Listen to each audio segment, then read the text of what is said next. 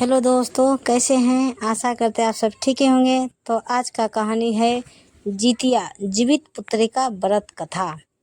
जितिया व्रत माताएं अपनी संतान की दीर्घायु के लिए रखती है। यह एक निर्जला व्रत है जो कि आश्विन मास के कृष्ण पक्ष की अष्टमी को रखा जाता है। मान्यता है कि इस व्रत को पूरी श्रद्धा से करने और जितिया व्रत की कथा को पढ़ने और सुनने वाले महिलाओं के बच्चे खुशहाल होते हैं और उनकी आयु लंबी होती है। आइए बिना देरी किए हुए कहानी सुनाते हैं। कहानी सुनाने से पहले कमेंट बॉक्स में लिखें जितिया माता की जय। कहानी। एक बार नैमिषारण्य के निवासी ऋषियों ने संसार के कल्याणार्थ सूत जी से पूछा, हे सूत, कराल काली काल में लोगों के बालक किस तरह दीर्घायु होंगे, सो कहिए। सूत जी बोले, जब द्वापर का अंत और कलयुग का आरंभ था, उसी समय बहुत सी शोकाकुल स्त्रियों ने आपस में सलाह की कि क्या इस कलयुग में माता के जीवित रहते पुत्र मर जाएंगे। जब वे आपस में कुछ निर्णय नहीं कर सकी, तब गौतम जी के पास पूछने के लिए गई। जब उनके पास पहुंची तो उस समय गौतम जी आनंद के साथ बैठे थे। उनके सामने जाकर उन्होंने मस्तक झुकाकर प्रणाम किया। तदनंतर स्त्रियों ने पूछा, हे प्रभु, इस कलयुग में लोगों के पुत्र किस तरह जीवित रहेंगे? इसके लिए कोई व्रत या तप हो तो कृपा करके बताइए। इस तरह उनकी बात सुनकर गौतम जी बोले, वापस में ही मैं वही बात कहूँगा जो मैंने पहले से सुन रखा है। गौतम जी ने कहा, जब महाभारत युद्ध का अंत हो गया और दोनों पुत्र अश्वत्थामा के द्वारा अपने बेटों को मरा देखकर सब पांडव बड़े दुखी हुए, तो पुत्र के शोक से व्याकुल होकर द्रौपदी अपनी सखियों के साथ ब्राह्मण श्रेष्ठ दोमन के पास गई और उसने दोमन से कहा, हे विपेंद्र, कौन सा उपाय करने से बच्चे दीर्घायु हो सकते हैं? कृपा करके ठीक ठीक कहिए।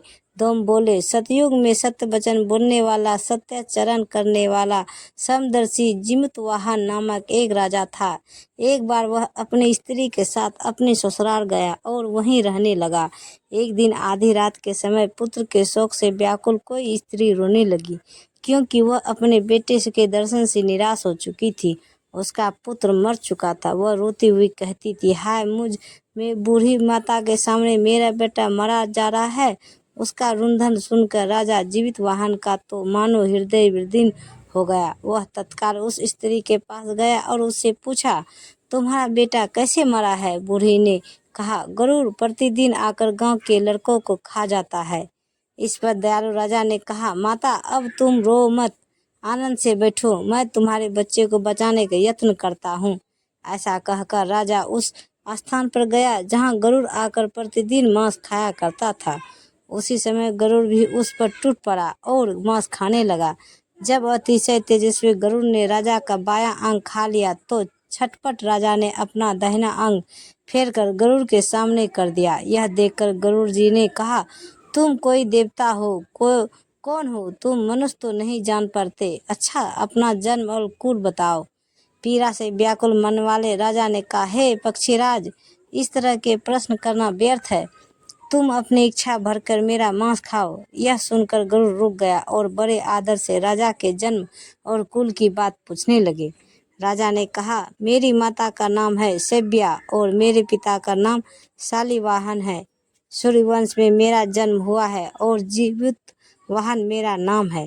राजा की दयालुता देखकर गरुड़ ने कहा, हे महाभाग, तुम्हारे मन में जो अभिलाषा हो वह वर मांगो। राजा ने कहा, हे पक्षीराज, यदि आप मुझे वर दे रहे हैं तो वर दीजिए कि आपने अब तक जिन प्राणियों को खाया है वे सब जीवित हो जाए। हे सोमिन, अब से आप यहाँ बालकों को न खाइए और कोई ऐसा उपाय करें कि जहाँ जो उत्पन्न हो वो लोग बहुत दिनों तक जीवित रहें। धौम्य ने कहा कि पक्षीराज, गरुड़ राजा को वरदान देकर स्वयं अमृत लाने के लिए नागलोक चले गए। वहाँ से अमृत लाकर उन्होंने उन मरे मनुष्यों को हड्डियों पर बरसाया। ऐसा करने से सब लोग जीवित हो गए जिनको कि पहले गरुड़ ने खाया था। राजा के त्याग और गरुड़ की कृपा से वहाँ वालों का बहुत कष्ट दूर हो गया उस समय राजा के शरीर की शोभा दूनी हो गई थी। राजा की दयालुता देखकर गरुड़ ने फिर कहा, मैं संसार के कल्याणार्थ और एक और वरदान दूंगा। आज अश्विन कृष्ण अष्टमी से रहित शुभ अष्टमी तिथि है। आज ही तुमने यहाँ की प्रजा को जीवन दान दिया है। हे वत्स, अब से यह दिन ब्रह्मा भा हो गया है, जो मूर्ति भेद से विविध नामों से विख्यात है। वही त्रिलोक से पूजित दुर्गा अमृत प्राप्त करने के अर्थ में जीवित पुत्रिका कहलाई है। सो इस तिथि को जो स्त्रियां उस जीवित पुत्रिका की ओर कुश की आकृति बनाकर तुम्हारी पूजा करेगी तो दिनों दिन उनका सौभाग्य बढ़ेगा और वंश की भी वृद्धि होती रहेगी। हे महाभाग, इस विषय में विचार करने की भी आवश्यकता नहीं है। हे राजन, सप्तमी से रहित और उदय तिथि की अष्टमी को व्रत करें, यानी सप्तमी विद अष्टमी जिस दिन हो उस दिन व्रत ना करके शुद्ध अष्टमी को व्रत करें और नवमी में पारण करें। यदि इस पर ध्यान न दिया गया तो फल नष्ट हो ही जाएगी और सौभाग्य तो अवश्य नष्ट हो जाएगा। जीवित वाहन को इस तरह का वरदान देकर गरुड़ वैकुंठ धाम को चले गए और राजा भी अपनी पत्नी के साथ अपने नगर को वापस चले आए। धौम द्रौपदी से कहते हैं, हे देवी, मैंने यह अतिशय दुर्लभ व्रत तुमको बताया है। इस व्रत को करने से बच्चे दीर्घायु होते हैं। हे देवी, तुम भी पूर्वोक्त विधि से यह व्रत और दुर्गा जी का पूजन करो तो तुम्हें अभिलाषित फल प्राप्त होगा।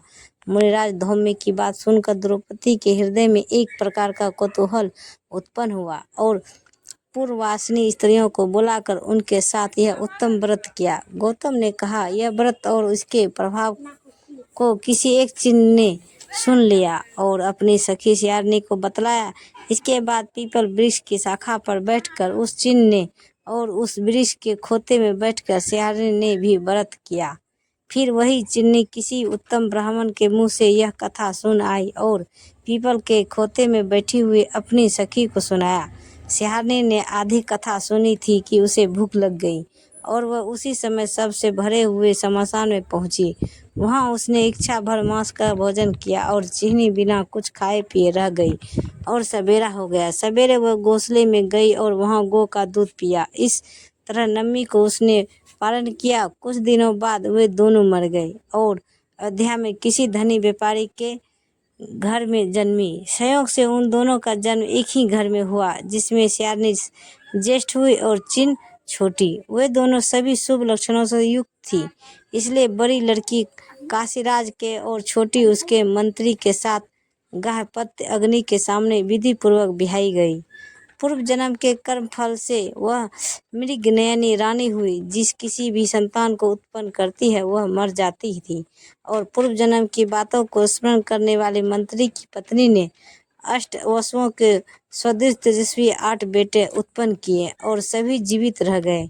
अपनी बहन के पुत्रों को जीवित देख ईर्ष्यावश राजपत्नी ने अपने स्वामी से कहा कि यदि तुम मुझे जीवित रखना चाहते हो तो इस मंत्री के भी पुत्रों को उसी जगह भेज दो जहाँ मेरे बेटे गए हैं, अर्थात इन्हें मार डालो। यह सुनकर राजा ने उस मंत्री के पुत्रों को मारने के लिए कई ने प्रकार के उद्योग किए, पर मंत्री पत्नी ने जीवित पुत्रिका के पुण्य बल से बचा लिया। एक दिन राजा ने अपने आदमियों से उन पुत्रों को सिर कटवा कर पिटारी में रखवाया और वह पिटारी उनकी माता मंत्री पत्नी के पास भेज दिया, किंतु वे 8 सिर बेकिस्मती जवाहरात हो गए और भले चंगे वे 8 लड़के अपने माता के पास वापस चले गए।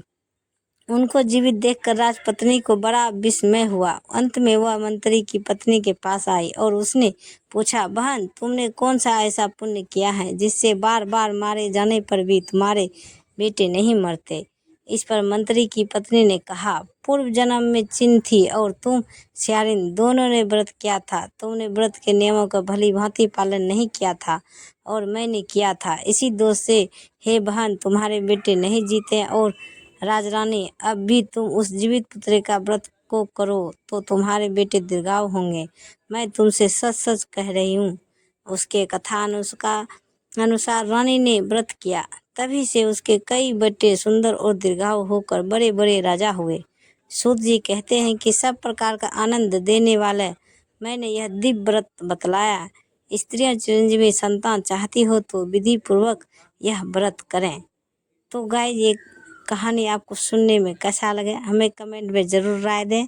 और ऐसे ही वीडियो देखने के लिए हमारे चैनल को सब्सक्राइब करें और वीडियो को लाइक ज़रूर करें। धन्यवाद। तो गाइज मिलते हैं अगले वीडियो के साथ, तब तक बाय बाय गाइज।